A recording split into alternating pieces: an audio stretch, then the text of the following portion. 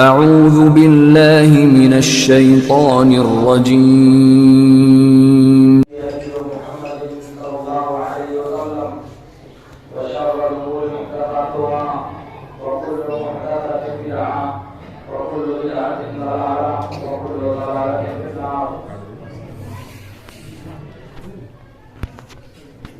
قال النبي صلى الله عليه وسلم ليس منا من تشبه بغيرنا. معزز حاضرین، اللہ رب العالمین نے دین اسلام کی تکمیل کا اعلان نبی صلی اللہ علیہ وسلم کی زندگی میں کر دیا تھا. اس لیے جس دین کا کلمہ ہم پڑھتے ہیں اور جو دین ہماری زندگی کا سب سے بڑا مطلب ہے، وہ دین نبی کی زندگی میں پورا ہو گیا تھا. اسی لیے اللہ کے نبی صلی اللہ علیہ وسلم نے اعلان کیا، کل محدثۃ بدعہ، ہر وہ چیز جو نئی پیدا کی جائے، ہر وہ چیز جسے بعد میں ایجاد کیا جائے، وہ بدعت ہے. اسی لیے ام المؤمنین عائشہ رضی اللہ تعالیٰ عنہا کہتی ہیں، جیسا کہ بخاری اور مسلم کی روایت میں ہے کہ اللہ کے رسول صلی اللہ علیہ وسلم نے ارشاد فرمایا، من احدث فی امرنا ھذا ما لیس منہ فہو رد. جس نے ہمارے اس دین میں کوئی ایسی بات پیدا کیا جو اس میں سے نہیں ہے تو وہ بات مردود ہوگی. معلوم ہوا کہ اگر دین کے اندر عبادت کے لیے، اللہ کی بندگی کے لیے کوئی نئی بات پیدا کی جائے، کوئی نیا طریقہ ایجاد کیا جائے اور کوئی نیا انداز اپنانے کی کوشش کی جائے، تو نبی صلی اللہ علیہ وسلم نے کہا کہ وہ بات مردود ہوگی. اسی حدیث کو ایک محدث ہے نوین، جن کا انتقال 245 ہجری میں ہوا ہے، اور ان کا نام ہے محمد بن سلیمان بن حبیب المصیصی الاسدی. ان کی ایک کتاب ہے جز کر کے، جس کا نام ہے جز نوین. اس کتاب کے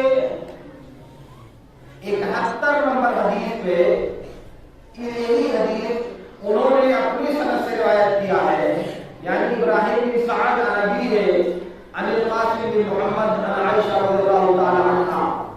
اس میں ہے من احدث فی دیننا ھذا. امرنا کا لفظ جو بخاری اور مسلم میں ہے، اس لفظ کو اس روایت میں فی دیننا ھذا کے لفظ سے روایت کیا. معلوم ہوا کہ ہر وہ عمل جو نیا ایجاد کیا جائے وہ غلط نہیں ہے، بلکہ وہ عمل غلط ہے جو دین کے اندر ایجاد کیا جائے، عبادت کی غرض سے ایجاد کیا جائے، وہ قابل مذمت ہے. اس لیے لاؤڈ اسپیکر سے آپ تقریر کرتے ہو، لاؤڈ اسپیکر کا ہمارے دین سے کوئی تعلق نہیں ہے. آپ بیل گاڑی پر سفر کرتے ہو یا ہوائی جہاز پر سفر کرتے ہو، یہ سفر کرنا گاڑی یا ہوائی جہاز پر یہ عبادت اور دین نہیں ہے. آپ گوشت کھاتے ہو یا سبزی کھاتے ہو، یہ کھانا بتاتے خود عبادت نہیں ہے کہ کوئی انسان گوشت کھائے گا تو زیادہ ثواب پائے گا، کوئی انسان دال کھائے گا تو اس کو ثواب کم ملے گا. اس کا تعلق دین سے نہیں ہے. آپ یہاں بیٹھو گے یا وہاں بیٹھو گے، آپ یہاں کھڑے رہو گے، آپ یہاں لیٹے رہو گے، آپ کی جیسی آسانی ہے آپ اس کو کر سکتے ہو، لیکن بطور دین اور بطور عبادت آپ یہ کام نہیں کرتے ہو. اس لیے سائنسی ایجادات، موجودہ زمانے کی ترقی کی جو اختراعات ہیں، وہ سب کے سب دین سے متعلق نہیں ہے، اور ان کا ایجاد کرنا بدعت، ناجائز اور حرام نہیں قرار دیا جا سکتا. اس لیے یہ بات اچھی طرح سمجھ لینے کی ہے کہ شریعت کا جو قاعدہ ہے کہ ہر وہ عمل اور ہر وہ چیز اور ہر وہ عبادت جو دین کے اندر ایجاد کیا جائے زمانے رسالت کے بعد تکمیل شریعت کے بعد جب کوئی عمل انجام دیا جائے یا اسے ایجاد کیا جائے تو وہ بدعت ہے اور وہ گمراہی ہے۔ میں نے عرض کیا کہ بدعت کا تعلق دین سے ہے، عبادت سے ہے، تقرب سے ہے، اللہ کی رضا جوئی سے ہے۔ اب اگر کوئی کام کیا جائے نیا، چادر اڑی گئی، ظاہر ہے کہ چادر نبی کے زمانے میں نہیں تھی، یہ کپڑا پہنا گیا، یہ کپڑا نبی کے زمانے میں نہیں تھا، یہ نیا ہے لیکن یہ دین نہیں ہے، یہ شریعت نہیں ہے، یہ عبادت نہیں ہے۔ ایسا نہیں یہ کپڑا پہنے گے تو اللہ خوش ہوگا اور یہ کپڑا پہنے گے تو اللہ تعالیٰ خوش نہیں ہوگا، ایسا نہیں ہے۔ ہوائی جہاز سے جائیں گے تو اللہ تعالیٰ ناراض ہوگا اور بیل گاڑی سے جائیں گے تو اللہ تعالیٰ خوش ہوگا، ایسا کچھ نہیں ہے۔ اس لیے جو عمل دنیاوی تمدن، دنیاوی ضرورت اور معاشرتی تقاضوں کے اعتبار سے انجام دی جاتی ہے، اس کا دین سے کوئی تعلق نہیں ہوتا، اس لیے اس میں بدعت کا کوئی دخل نہیں ہوتا۔ اس لیے بدعت کا ایک ضابطہ یہ ہے کہ ہر وہ عمل اور ہر وہ عبادت جو دین کے اندر نہیں پیدا کی جائے وہ گمراہی اور ضلالت ہے، اس میں کوئی استثناء نہیں ہے، اس میں کسی بھی چیز کو اللہ اور اس کے رسول نے چھوٹ نہیں دیا ہے۔ کل بدعت ضلالہ، ہر بدعت جسے نیا پیدا کیا گیا ہے وہ گمراہی ہے۔ اسی طرح سے من احدث فی دیننا او فی امرنا ھذا، جس نے ایجاد کیا، کیا ایجاد کیا؟ اس کی تحلیل شریعت نے نہیں کیا ہے۔ اس لیے ہر وہ عمل اور ہر وہ عبادت جو دین میں نئی پیدا کی جائے گی وہ بدعت کہلائے گی اور وہ گمراہی ہوگی۔ بدعت کی شناخت کے سلسلے میں دوسرا ضابطہ، میرے اخوان اور میرے احباب بیٹھے ہوئے ہیں، وہ ذرا اس بات کو غور سے سن لیں گے۔ بدعت کی شناخت کے سلسلے میں دوسرا ضابطہ یہ ہے کہ ہر وہ عمل اور ہر وہ طریقہ، ہر وہ منہج اور ہر وہ انداز اور ہر وہ رسم و رواج اور ہر وہ معاشرتی اور سماجی امور جن کو ایجاد کر کے، جن کو اپنا کر کے، جن کو سماج میں برت کر کے ہم دوسری قوموں کی مشابہت میں شامل ہوتے ہیں۔ یعنی کوئی عمل جو ہمارے یہاں انجام دیا جاتا ہے وہ ضروری نہیں کہ عبادت کے لیے ہو، وہ رسم و رواج بھی ہو سکتا ہے، معاشرتی اور معاشی حالات کا تقاضا بھی ہو سکتا ہے، لیکن اگر اس میں دوسری قوموں کی نقالی پائی جاتی ہے، دوسری قوموں کی مشابہت پائی جاتی ہے، اور یہ مشابہت دو چیز میں ہوگی۔ ایک چیز ہوگی ان کے دین کی نقالی، ان کے مذہبی احکام کی موافقت، اور دوسری چیز ہوگی جو ان کا قومی شعار، قومی نشان، قومی شناخت اور ان کی قومی پہچان ہے، اگر ان کی کوئی نقل ہمارے پاس آتی ہے تو وہ حرام ہے قاعدے مشابہت کی وجہ سے، لیکن وہ بدعت بھی ہے، وہ بدعت بھی ہے۔ اس لیے کوئی بھی عمل جو دوسری قوموں کی نقالی کی وجہ سے ہمارے یہاں انجام پاتا ہے وہ عمل بدعت کے دائرے میں داخل ہوتا ہے، کیونکہ اللہ کے رسول صلی اللہ علیہ وسلم نے ارشاد فرمایا ہے لیس منا من تشبہ بغیرنا، وہ ہم میں، یہ مسلم احمد کی روایت میں ہے، وہ شخص ہم میں سے نہیں ہے جو ہمارے علاوہ دوسروں کی مشابہت اختیار کرتا ہے، جو دوسروں کی موافقت اختیار کرتا ہے وہ ہم میں سے نہیں ہے۔ دوسروں سے مراد ملت اسلامیہ کے علاوہ دنیا کی ساری ملتیں ہیں۔ اسی طرح سے اللہ کے نبی صلی اللہ علیہ وسلم نے ایک دوسری حدیث میں ارشاد فرمایا جو ابو داؤد اور مسند احمد وغیرہ کی روایت میں ہے، من تشبہ بقوم فهو منهم، جو کسی قوم کی موافقت اختیار کرے گا وہ انہی میں سے ہوگا یا اسی قوم کا فرد مانا جائے گا۔ اس کا مطلب یہ ہوا کہ مسلمانوں کے لیے دوسری اقوام کی نقل کرنا، دوسری اقوام کی موافقت اور مشابہت اختیار کرنا، میں نے کہا یہ مشابہت چاہے ان کے دینی امور میں ہو اور یہ مشابہت چاہے ان کے قومی امور میں ہو، دونوں میں مشابہت ہمارے لیے جائز نہیں ہے۔ ہم پر واجب ہے کہ ہم ان مشابہتوں سے، ان نقالیوں سے اپنے آپ کو بچائیں۔ اس قاعدے کی روشنی میں اگر ہم سماج میں رائج بہت سی چیزوں کا جائزہ لیں تو ہم کو سمجھ سمجھ میں آئے گا کہ ہم اس میں سے بہت سے کام اور بہت سی چیزیں صرف اس لیے کرتے ہیں کہ وہ دوسری قوموں کے یہاں وہ چیزیں پائی جاتی ہیں. مثال کے طور پر کسی بڑی ہستی، کسی بڑی شخصیت یا کسی عام آدمی کا جنم دن منانے کا اہتمام کرنا، برتھ ڈے، عید میلاد اور پیدائش کا دن منانے کا پروگرام یا اہتمام، یہ ایک ایسی قوم کی نقالی ہے جو دیگر اقوام کے ہاں پایا جاتا ہے. یہ عیسائیوں کی مذہب اور ان کے دین کی پیداوار ہے، یہ ہمارے یہاں نہیں پایا جاتا. ہمارے یہاں اس کی جو ایجاد ہوئی ہے وہ سب سے پہلے باطنیوں، اسماعیلیوں اور مصر میں جو فاطمیوں کی حکومت تھی، جنہیں ناجائز طریقے سے فاطمی کہا جاتا ہے، وہ دراصل عبیدی ہیں. ان لوگوں کے ذریعہ اس جنم دن کو اسلامی سماج میں رواج دیا گیا ہے. اب مسلمان عیسائیوں کی نقالی کریں، مسلمان باطنیوں کی نقالی کریں، ظاہر ہے کہ یہ ممکن اور مناسب صورتحال نہیں ہے ہمارے لیے. اسی طرح سے ہمارے ہاں منگنی کی انگوٹھی چلتی ہے، ہمارے ہاں شادی کی انگوٹھی چلتی ہے. منگنی اور شادی کی انگوٹھیاں یہ یہودیوں کے دین کا ایک مقدس مذہبی قانون ہے. اسی لیے یہودی دین میں آپ کو یہ چیز لکھی ہوئی بس تحریری شکل میں آپ کو ملے گی، اور ہندوؤں کا جو مذہبی نظام ہے اس مذہبی نظام میں ان انگوٹھیوں کا وجود آپ کو دکھائی دے گا. گویا کی شادی اور منگنی کی انگوٹھی یہ ہندو اور یہودی دھرم کا وجود اور ان کا حصہ ہے. اگر یہ عمل ہمارے اندر پایا جائے تو ان قوموں کی مشابہت اور ان کی نقالی ہوگی کہ نہیں ہوگی. اسی طرح سے ہمارے ہاں سماج میں شادی بیاہ کے معاملے میں تقریباً 99.99% اعمال اسی لیے انجام دیے جاتے ہیں کہ وہ اعمال برادران وطن کے یہاں پائے جاتے ہیں اور اسی کی نقالی کر کے ہمارے یہاں بھی وہ انجام دیا جاتا ہے. منہ دکھائی، بر دکھائی، بارات جوائی، بھات کھلائی، دنیا بھر کی پتہ نہیں ہوگی جواب میں. یہ سب کی سب چیزیں برادران وطن کے یہاں موجود ہیں، انہی کی نقالی ہمارے یہاں کی جاتی ہے. اور جب اس پر نقل کی جاتی ہے تو ہمارے مولوی لوگ دلیل ڈھونڈ کے لاتے ہیں، تک حجتی کر کے بحث کرنے کی ناروا کوشش کرتے ہیں. حالانکہ بحث کی ضرورت نہیں ہے، سیدھی سی بات ہے. شادی نبی نے کیا، شادی کرنے کا حکم نبی نے دیا، جو انداز جو طریقہ اپنایا وہی طریقہ امت پر فرض ہے. اب اگر اس شادی کا طریقہ نبی سے ملتا ہے تو سر اور آنکھوں پر، اور اگر نہیں ملتا تو پھر اس کو بھیجنے کی ضرورت کیوں ہے بھائی؟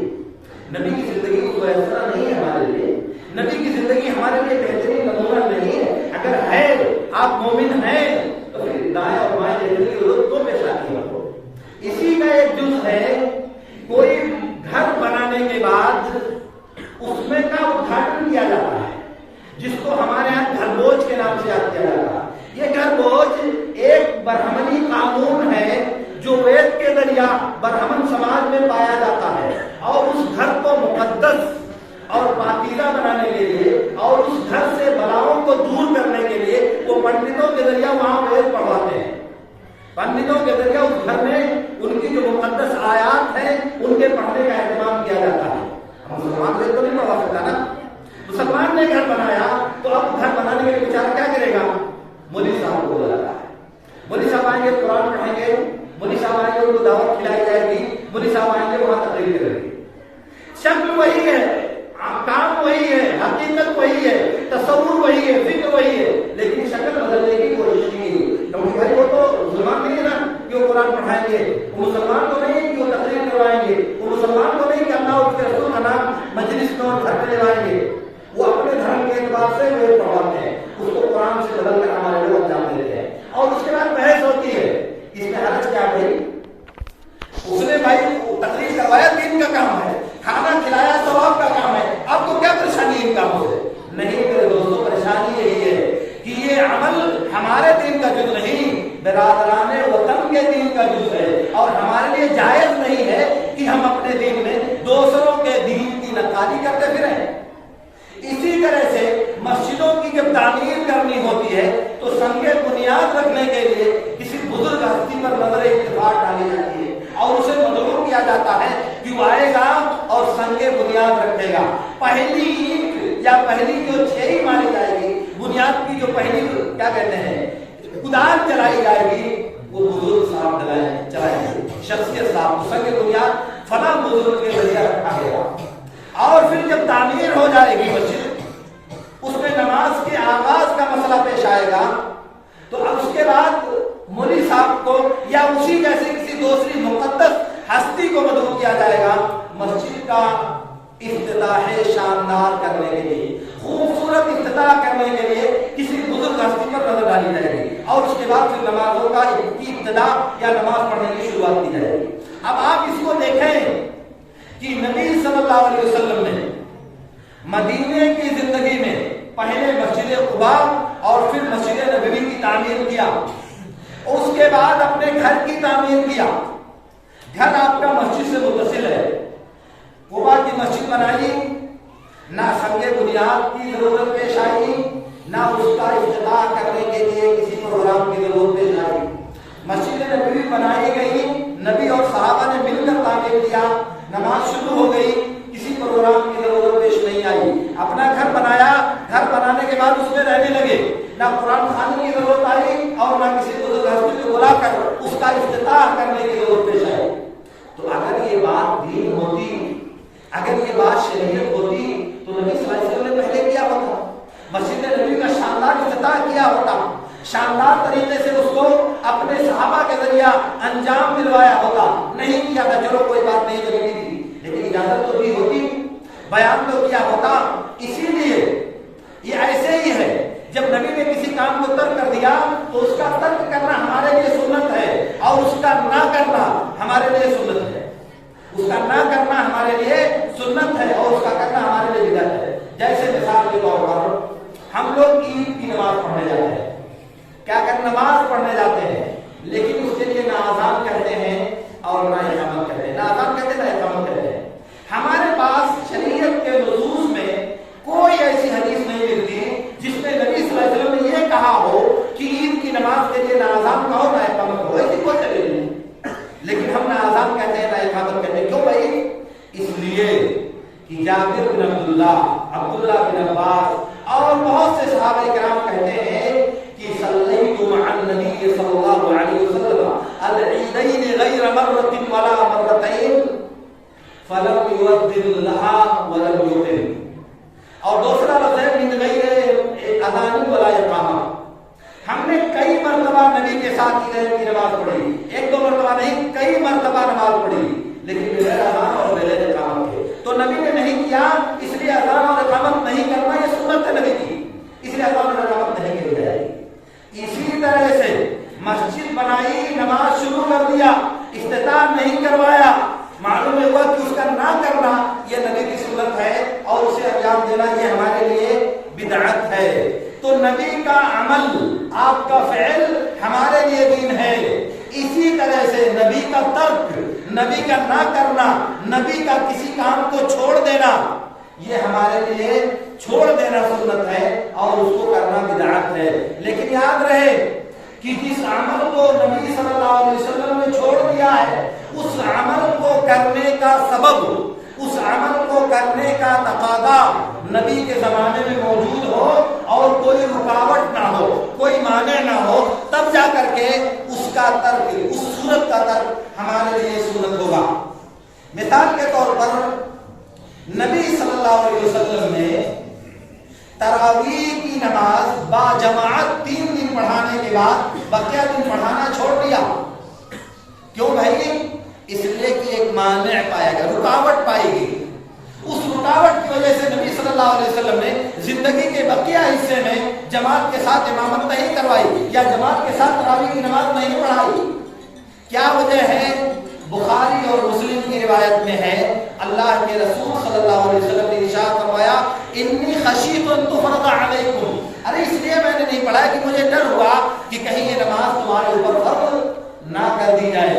تو فرض نہ کر دیے جانے کے ڈر سے نبی صلی اللہ علیہ وسلم نے باقی دنوں میں جماعت نہیں کروائی۔ اب وہ نبی کی وفات کے بعد یہ ڈر باقی رہا، یہ رکاوٹ باقی رہی یا ختم ہو گئی؟ ظاہر ہے کہ یہ ڈر ختم ہو گیا۔ اب نبی کی وفات کے بعد دنیا کی کسی بھی طاقت کو کسی عمل کو دین بنانے یا دین سے خارج کرنے کا حق حاصل نہیں رہا. تو نبی کی وفات کے بعد یہ معنی ختم ہو گیا. اس لیے امت کے لیے مشہور رہا کہ زندگی بھر وہ تراویح کی نماز جماعت کے ساتھ پڑھتی رہے, کیونکہ جس عذر کی وجہ سے, جس رکاوٹ کی وجہ سے نبی نے چھوڑا تھا, وہ رکاوٹ نبی کی وفات کے ساتھ ختم ہو گئی.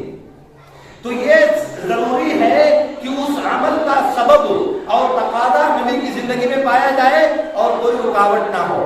اب جس عمل کا تقاضا ہی نہیں پایا گیا, جیسے مثال کے طور پر لاؤڈ اسپیکر ہے, لوگ سوال کرتے ہیں صاحب لاؤڈ اسپیکر میں تقریر کرتے ہو, نبی صلی اللہ علیہ وسلم زندگی میں کبھی لاؤڈ اسپیکر میں تقریر نہیں کیا. سوال یہ ہے کہ نبی نے لاؤڈ اسپیکر میں تقریر کیوں نہیں کیا؟ اس لیے کہ آپ کے زمانے میں موجود تھا اور آپ نے اسے چھوڑ دیا. ظاہر ہے کہ نہیں, موجود ہی نہیں تھا, اس کا تقاضا ہی نہیں تھا. پھر جب تقاضا نہیں تھا تو نبی کرتے کیسے؟ اور ویسے بھی اس کا تعلق میں نے جیسا کیا دنیا سے ہے, دین سے نہیں ہے, اور کسی قوم کی نقالی سے بھی اس کا کوئی تعلق نہیں ہے. اسی طرح سے قرآن کو تمام آیات اور ترتیب کے ساتھ اکٹھا کرنا, جسے ابو بکر صدیق رضی اللہ تعالیٰ عنہ نے باجماع صحابہ مرتب کیا تھا. تو یہ بات نوٹ کر لیں, امت کے صحابہ یعنی صحابہ کرام کا اجماع یہ بذات خود ایک شرعی دلیل ہے, اس کے لیے کسی دوسری دلیل کی ضرورت نہیں ہے. اور اس بات پر ابو بکر و عمر سے لے کر کے جتنے صحابہ اس زمانے میں موجود تھے سب کا اجماع اس بات پر کہ قرآن کو اکٹھا کیا جائے اور جمع کیا جائے. نبی نے کیوں نہیں کیا بھائی؟ اس لیے کہ اس کا تقاضا نبی کی زندگی میں موجود نہیں تھا, کیونکہ ہر دن قرآن کا نزول ہوتا تھا, آئے دن آیت اللہ رب العالمین نازل فرماتا تھا. اگر مرتب کر دیا جاتا تو ترتیب کو دوبارہ نازل ہونے والی آیتوں کے تعلق سے اشتباہ اور اشکال پیدا ہوتا اور گڑبڑ ہونے کا خطرہ ہوتا. اس لیے نبی نے اس کو پورا نہیں کیا یا اکٹھا جمع نہیں کروایا. وجہ اس کی کیا تھی کہ اس کا تقاضا نبی کے زمانے میں موجود نہیں تھا, اور خوف تھا کہ ابھی آیتوں کا نزول, قرآن کا نزول ابھی تکمیل کے مرحلے تک نہیں پہنچا ہے. اس لیے وہ نبی صلی اللہ علیہ وسلم کے زمانے میں انجام نہیں پایا. تو میرے عرض کرنے کا مطلب یہ ہے میرے دوستو, یہ موضوع بڑا چبھتا ہوا اور بہت کرم انگیز موضوع ہے. اس کو جتنا ہی اس پہ گھسا جائے اس کی باریکیاں آپ کے سامنے ایک ایک کر کے آتی جائیں گی, لیکن میں یہ ضابطہ آپ کے سامنے اس لیے ذکر کر رہا ہوں کہ آپ اس کی روشنی میں ان چیزوں کو چیک کرنے کی کوشش کریں جو چیزیں ہمارے سماج میں اس لیے انجام دی جاتی ہیں. اس کے کرنے میں کیا حرج ہے؟ کیوں بلا وجہ آپ دوسروں کو تنگ کرتے ہو, بلا وجہ پیچھے پڑے رہتے ہو, جس کام کو شریعت نے نہیں روکا اس سے کیوں آپ چیز چراغ ہو جاتے ہو؟ بہت سی چیزوں کے بارے میں جب کہا جاتا ہے تو لوگ کہتے ہیں کہ حضرت کوئی ایسی حدیث سناؤ کہ نبی صلی اللہ علیہ وسلم نے اس کام سے منع کیا. یہ بات وہ کہتے تھے دوسرے لوگ. مجھے تعجب ہے یہ بات اہل حدیث علماء کی طرف سے بات مسائل کو اٹھ رہی ہے. اہل حدیث علماء کہہ رہے ہیں کہ اس سے کہاں منع کیا گیا ہے؟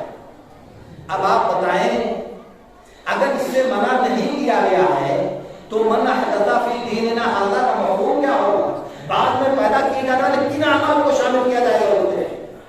اور پھر لیس منا من تشبہ بغیرنا, دوسروں کی نقالی کرنے سے منع کیا گیا. کہاں لے جائیں گے آپ اس کو؟ کس خانے میں رکھیں گے آپ اسے؟ اور ایک بات عرض کرتے رہا ہوں, آج میں سن لیں, ہر وہ رسم و رواج اور ہر وہ سماج کا ایجاد کردہ طریقہ جس کی پابندی اتنی سختی کے ساتھ کی جائے جیسے اللہ کی شریعت کی پابندی کی جاتی ہے, ایسا کرنا بدعت ہے. ہر وہ عمل جو انسانی سماج میں سماج کی ضرورت کے تحت ایجاد کیا گیا ہو, رسم و رواج سے اس کا تعلق ہو, لیکن اس کی اتنی شدید پابندی کی جاتی ہو, اس شدت کے ساتھ اسے برتنے کے لیے دباؤ ڈالا جاتا ہو کہ جیسے اللہ کی شریعت کی پابندی ہونی چاہیے, اللہ کے دین کی پابندی ہونی چاہیے, اگر ایسا ہے کسی عمل کے بارے میں تو اس عمل کا انجام دینا بدعت ہے.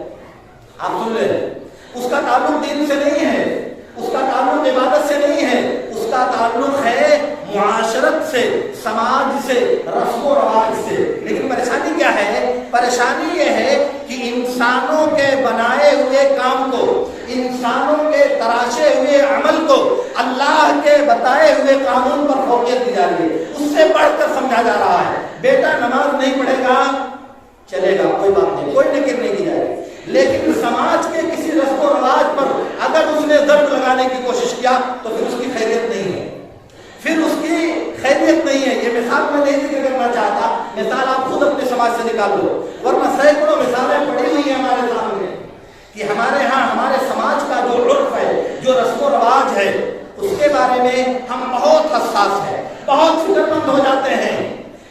اور اگر دین کے کسی لوگوں پر ہمارا زیر سرپرست اور ہمارا زیر تربیت کرنا ضرب لگاتا ہے, نقصان پہنچاتا ہے, کوتاہی کرتا ہے, اسے ادا نہیں کرنا چاہتا, تو ہم کو کوئی صدمہ نہیں ہوتا, کوئی تکلیف نہیں ہوتی, کبھی چراغاں نہیں ہوتے.